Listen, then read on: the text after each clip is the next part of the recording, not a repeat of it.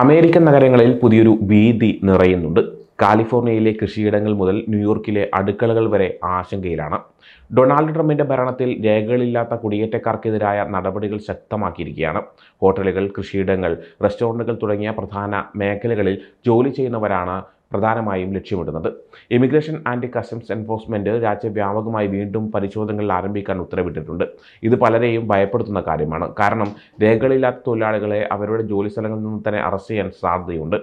ഐസിയുടെ അറസ്റ്റുകൾക്കെതിരെ loss ഏഞ്ചൽസിൽ വലിയ പ്രതിഷേധങ്ങൾ നടന്നു. ഇത് ആളുകളുടെ ഭയവും പ്രതിഷേധവും വ്യക്തമാക്കുന്നുണ്ട്. തൊഴിലുടമകൾക്ക്, പ്രത്യേകിച്ച് ഹോസ്പിറ്റാലിറ്റി, കൃഷി, ഭക്ഷ്യവ്യവസായം എന്നിവിടങ്ങളിൽ പ്രവർത്തിക്കുന്നവർക്ക് ഇത് വലിയ ആശങ്കയുണ്ടാക്കുന്നുണ്ട്. അവർക്ക് തൊഴിലാളികളെ കിട്ടാൻ തന്നെ ബുദ്ധിമുട്ടുണ്ട്.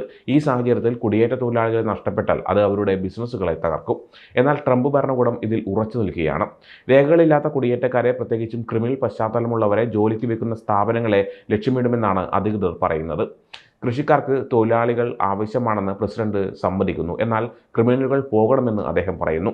മുൻ പ്രസിഡന്റ് ജോ ബൈഡനാണ് കൂടുതൽ കുടിയേറ്റക്കാരെ രാജ്യത്തേക്ക് വരാൻ അനുവദിച്ചതെന്നും ഇത് അമേരിക്കൻ നഗരത്തിൽ പ്രശ്നങ്ങൾ ഉണ്ടാക്കിയെന്നും ട്രംപ് കുറ്റപ്പെടുത്തി. കുടിയേറ്റക്കാരെ വ്യാപകമായി പിടികൂടുമെന്നും രേഖകളില്ലാത്ത കുടിയേറ്റക്കാർ താമസിക്കുന്ന വലിയ നഗരങ്ങളിൽ പരിശോധന ശക്തമാക്കുമെന്നും അദ്ദേഹം മുന്നറിയിപ്പ് നൽകി.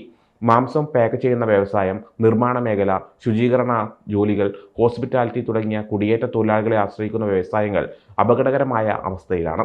ഈ മേഖലയിലെ പല തൊഴിലാളികളും രേഖകളില്ലാത്തവരാണ്. ചിലർ അഭയം തേടിയുള്ള അപേക്ഷ നൽകി കാത്തിരിക്കുന്നു. മറ്റു ചിലർക്ക് താൽക്കാലിക സംരക്ഷണ പദ്ധതികളായ TPS അല്ലെങ്കിൽ TSA എന്നിവയുടെ പരിരക്ഷയുണ്ട്. എന്നാൽ സ്റ്റീഫൻ മില്ലർ, ടോം ഹോമാൻ തുടങ്ങിയ ട്രംപിന്റെ ടീമിലെ അംഗങ്ങൾ നാടുകടത്തൽ നടത്താൻ തീരുമാനിച്ചിരിക്കുകയാണ്. ഇതിന്റെ ഭാഗമായി ജോലിസ്ഥലങ്ങളിൽ അറസ്റ്റ് ആരംഭിക്കും. ICക്ക് വലിയ ടാർഗറ്റാണ് നൽകിയിരിക്കുന്നത്. പ്രതിദിനം 3000 കുടിയേറ്റക്കാരെ അറസ്റ്റ് ചെയ്യാനാണ് നിർദ്ദേശം. എന്നാൽ ആവശ്യത്തിന് പണമില്ലെന്ന് IC പറയുന്നു. കുടിയേറ്റം തടയുന്നതിനുള്ള പ്രവർത്തനങ്ങൾക്കായി $2 ബില്യൺ ഉടൻ വേണമെന്നും അടുത്ത 5 വർഷത്തിനുള്ളിൽ $75 ബില്യൺ വേണമെന്നും ഡിപ്പാർട്ട്മെന്റ് ഓഫ് ഹോംലാൻഡ് സെക്യൂരിറ്റി ആവശ്യപ്പെട്ടിട്ടുണ്ട്. ഈ വലിയ തുകയെക്കുറിച്ച് പല നിയമ നിർമ്മാതാക്കളും സംശയം പ്രകടിപ്പിക്കുന്നുണ്ട്. കഴിഞ്ഞ ആഴ്ച IC നടത്തിയ ഏറ്റവും വലിയ റെയ്ഡിൽ 70 തൊഴിലാളികളെ അറസ്റ്റ് ചെയ്തിരുന്നു. ട്രംപിന്റെ രണ്ടാം ഭരണത്തിന്റെ ആദ്യ 100 ദിവസങ്ങളിൽ 660 അറസ്റ്റുകൾ നടന്ന സ്ഥാനത്ത് ജൂണിൽ മാത്രം 1200-ലധികം അറസ്റ്റുകൾ നടന്നു. എന്നിരുന്നാലും പ്രതിദിനം 3000 അറസ്റ്റ് എന്ന ലക്ഷ്യത്തിലെത്താൻ ICക്ക് ഇതുവരെ കഴിഞ്ഞിട്ടില്ല. നിയമപരമായ രേഖകളില്ലാതെ ജോലി ചെയ്യുന്ന കുടിയേറ്റക്കാർക്ക്, പ്രത്യേകിച്ച് ഹോട്ടലുകളിലും റെസ്റ്റോറൻറ്റുകളിലും കൃഷിയിടങ്ങളിലും ജോലി ചെയ്യുന്ന ഇന്ത്യക്കാർക്ക് ഇതൊരു മുന്നറിയിപ്പാണ്.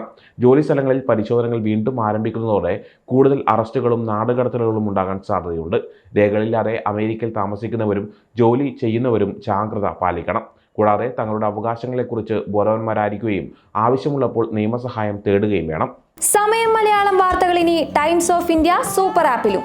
ഇതിനായി പ്ലേ സ്റ്റോറിൽ നിന്നോ ആപ്പ് സ്റ്റോറിൽ നിന്നോ times of India app install ചെയ്യൂ. മലയാളം ഭാഷ തിരഞ്ഞെടുക്കൂ. വാർത്തകൾ ആസ്വദിക്കാം. എല്ലാം ഇനി സമയത്തിൽ.